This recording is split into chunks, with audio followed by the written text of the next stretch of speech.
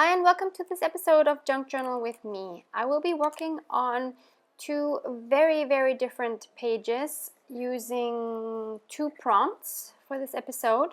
The first prompt I'm going to be doing is dried flowers. And at the end of the journaling session, we will also have the announcement of the winners of the 5K giveaway. So there's two winners and there's one bonus winner, if that makes sense, because there was one entry I really liked, so that person will be getting a little something as well. But we'll go into that after the journaling. So what I'm starting off with is I had received this like CD case in one of my recent Happy Mails, and I thought I would decoupage it with parts of a napkin, and these dried flowers are from my brother's wedding, who got married last month in May. So I was gonna put those into the envelope if I can. And some of my lovely viewers have given me the tip of when I tear napkins to first go around the part I want to tear with a wet brush. And so I'm trying that here for the very first time. And oh my god, it's a total game changer. So thank you so much for those of you that have written me this tip. I love it. I'm never going back to doing this without the water. It's just the easiest thing ever. And of course, the reason why you don't want to cut it is because you don't want a straight edge. You want a soft edge, so the tearing is perfect. I'm going to just apply some glue stick to make that stick down, and as you might have seen, I just tore the closure, but it's okay. I'm gonna put the napkin over it, and I'm gonna end up gluing that closed anyway, so it was no big deal. I wasn't gonna worry about it. So I wanted to use this particular napkin that was actually a scrap of when I had previously used some of it for decoupaging, so I didn't need to take those two layers off. So if you're using a new napkin, please be sure to take two layers off first. But I wanted to use this one in particular because it had roses, and roses were like white roses were some of the flowers at the wedding, like these cream white ones that you see here on these napkins. So that's why I really wanted to use this particular napkin. And as far as layout is, I think it pretty much always works out if you do something on opposite corners. You can't really go wrong with that. So if you don't know where to put things, stick them in the corner. That always looks nice. And since I wanted to kind of put it in the book, I think I knew I was gonna have to attach it with a washi because it was too wide to attach to a page. I decided I needed to decorate the back side as well, so I'm using another part of this napkin, using that same amazing technique with the water. And this napkin actually has the perfect phrase on the back, which was I can't read it on the small screen. When you edit, you only see the video very small. It has something about love. Love is all you need? No, something about love. Anyway, it works really well with the wedding theme. And since I didn't want a white background, I just added this washi, this wonderful grid washi, which I will link below as well. I believe that was from AliExpress, using the same technique of the glue stick. Oh, love is in the air, that's what it says. Yeah. So that's perfect. So I'm just going to glue that down. And now I'm quickly drying both sides before I move on with the next step, which is going to be just adding a little bit of white gesso. You could add white acrylic paint if you don't have gesso. I'm just going to use my fingers and go over some of the points where the napkin connects with the washi and the envelope, just to soften up those edges even more and to soften the whole image. And it will turn a little more translucent once it's dried. Doing the same thing on the front side, just softening everything up a bit, especially those colors. I just wanted to tone them down a bit. I'm gonna do that for the top part too. I believe I mistakenly cut some of that off, but I didn't do anything different, and I dried it again, and now I'm using my Recollections clickable alphabet stamps, which most of you know by now I have gotten from Michaels in the States. If you do not have a Michaels, I have the same ones linked down in my Amazon links.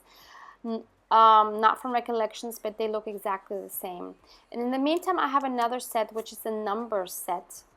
And the number set also has some cute symbols like the heart that you just saw. And I'm just going to use my Vintage Photo Distress ink or oxide to stamp this. I kind of use this for everything, and it's just so great to have.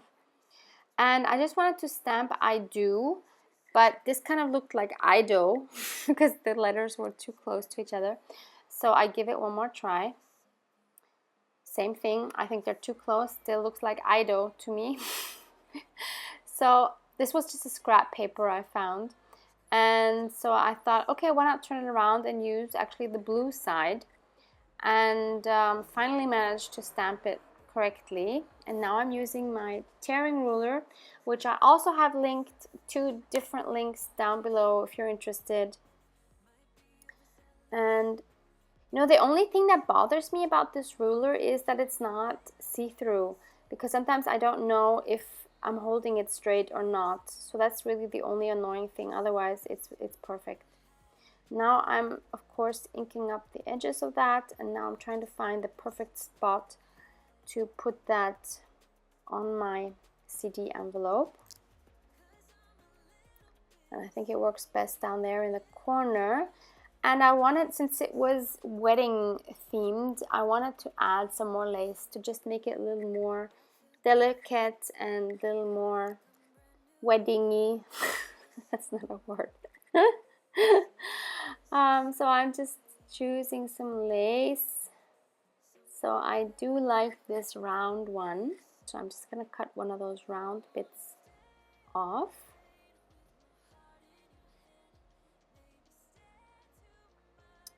But I felt like it needed something else.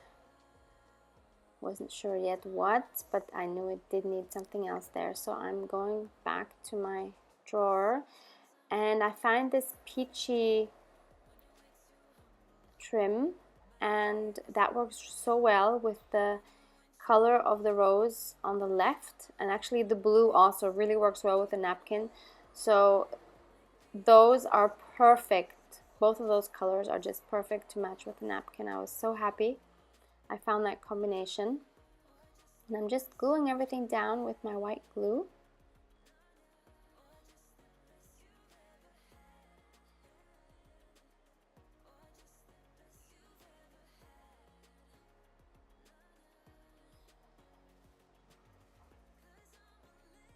Love, love, love that. That's so shabby chic. Okay, and now I had the task of somehow trying to include at least some of these dried flowers. Now, the problem with this was it wasn't flat, so it wasn't dried between books, it was just dried probably hanging.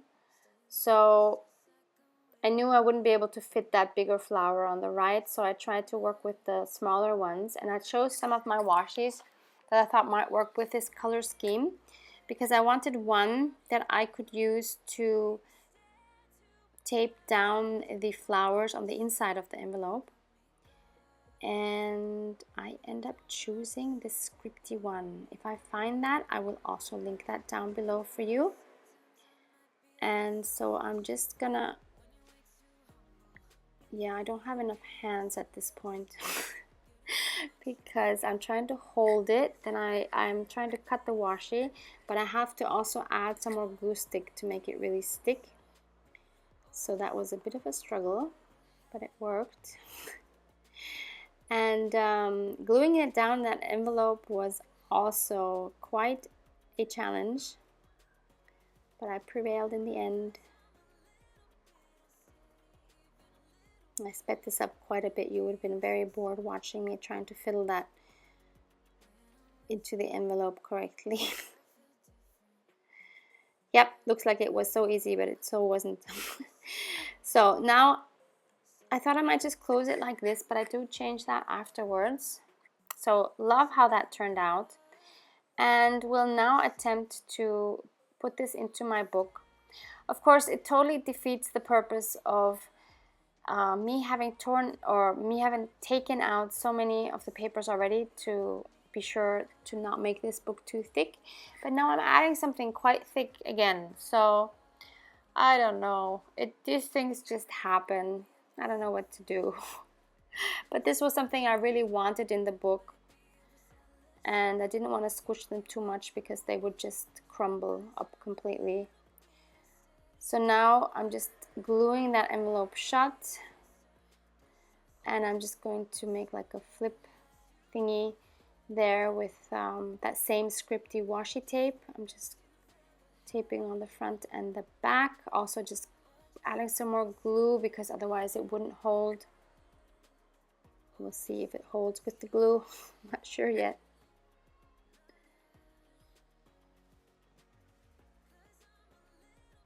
Okay, so that was the first spread, first prompt. And now for something completely different. I have recently treated myself to some Tim Holtz products. One is this French industrial paper pad, which I am absolutely obsessed with. It's a 12 by 12 pad. Here you can see the designs. Oh my God, love, love, love so much. And I've already played with some of the papers, and I wanted to use some of the scraps today. And I also splurged and got this wonderful set from, what was it? Stampers Anonymous, I believe. It's a Tim Holtz ticket booth stamp set and die cut set. And I've also already played with those. And so here you see some of the fun tickets I have made using, again, my vintage photo distressed oxide and stamping on various papers. I used some of my scraps from various designer papers, cardstock, and coffee dyed paper.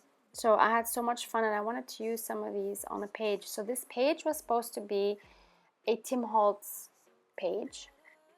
And so my first step is choosing a paper for a tuck spot, which was really hard because all of the papers are absolutely gorgeous.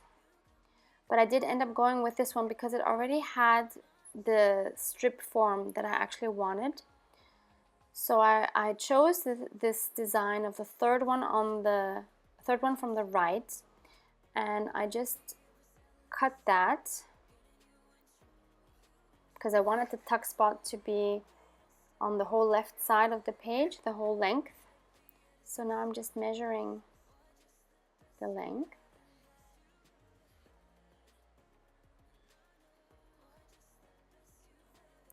And I'm realizing it's not really wide enough. If I want to stick a tag or something in there, I want it to be wider. So I'm going to keep that for something else. And I thought maybe I could just glue it together with another piece, but then I thought no, and I decided to use this one and just cut half of one of those strips off, and then it would have the perfect width for me. So I'm just measuring the height first, and then I'm just cutting off that half of one of those strips, and then that has the perfect height. So now I'm also just inking it up. And so here's a mistake I made, but not a bad one. So I kind of just glued the top and the bottom, thinking of a belly band, which makes no sense on the side of the page, which I realized now, and I'm like, okay, I kind of forgot something. So of course I wanted to glue it shut. So second attempt, putting glue on all three sides and then gluing it down again. And now I wanted to use my tickets to embellish this tuck spot a little further. So first I'm choosing some of the ones that had neutral colors to go with this feeling of the page. So I have various sizes here. These are so fun. Oh my god, I'm so happy I got these. Okay, now I'm just going to spread them out to see what I have. And I'm going to start layering to kind of try to make like a layered cluster or something there.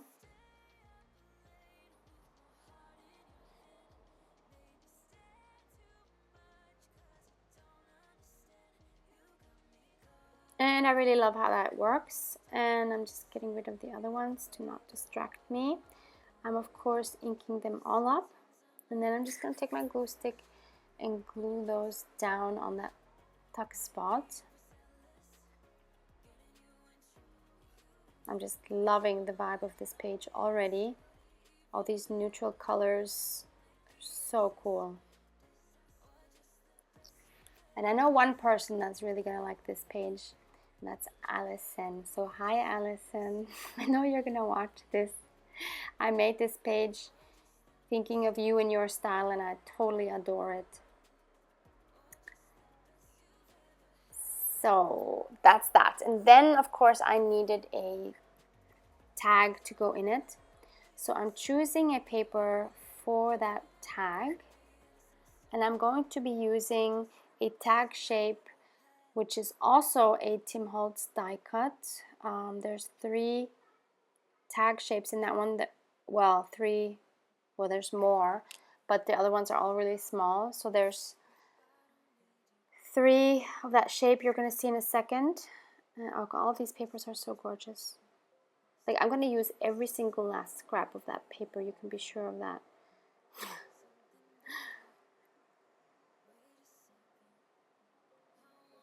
Such a difficult choice.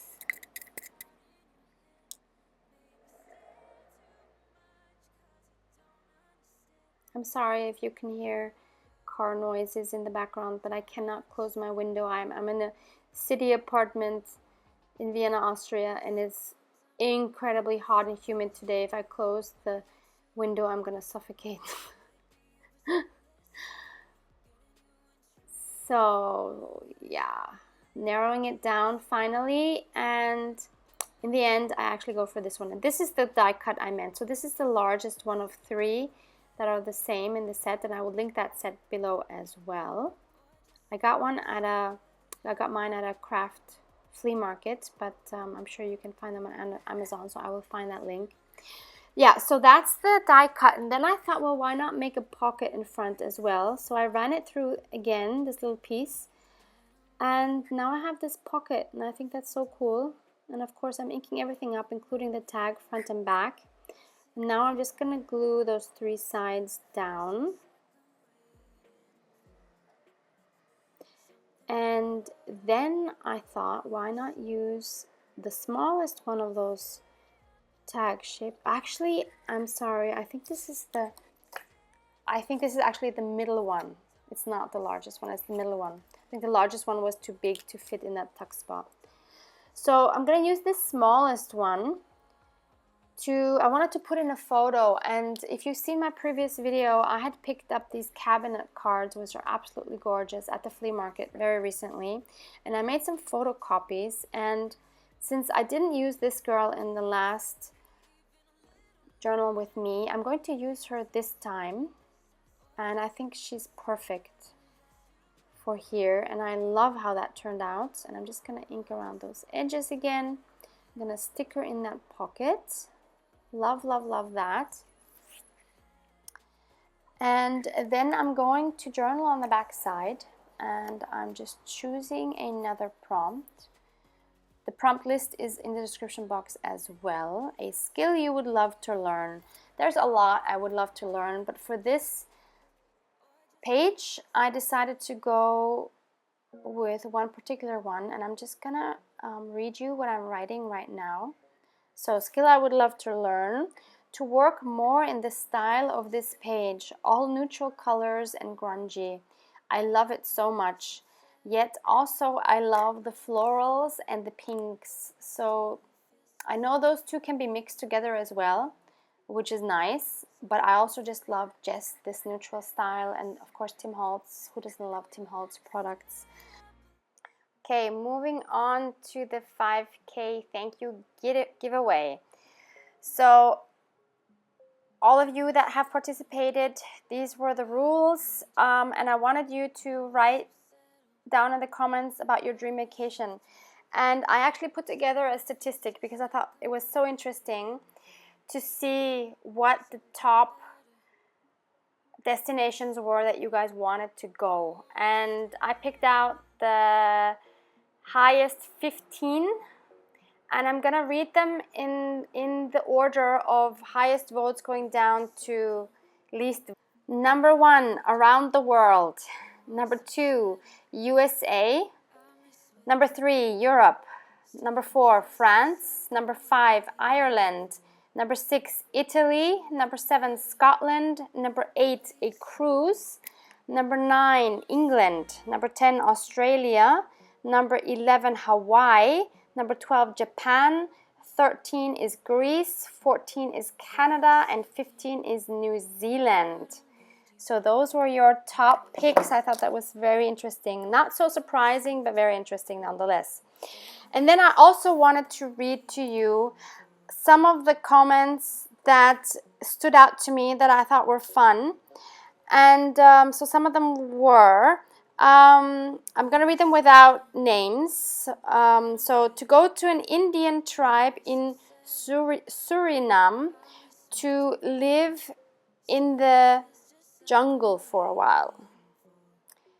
Next one, polar bear and whale watching. So whale watching I've heard, polar bear watching I've never heard before. So very, very interesting. To Japan and dress up as a geisha girl. That is so sweet. To visit all my favorite stamp companies and designers, including you. That's very cute. Swimming with sea turtles in Maui. That sounds awesome too. Drive to all places where my YouTube friends are, and I would surprise them because I like them so much. Just for a little time to talk about nothing and everything. Maybe a little crafting or just hugging. So adorable.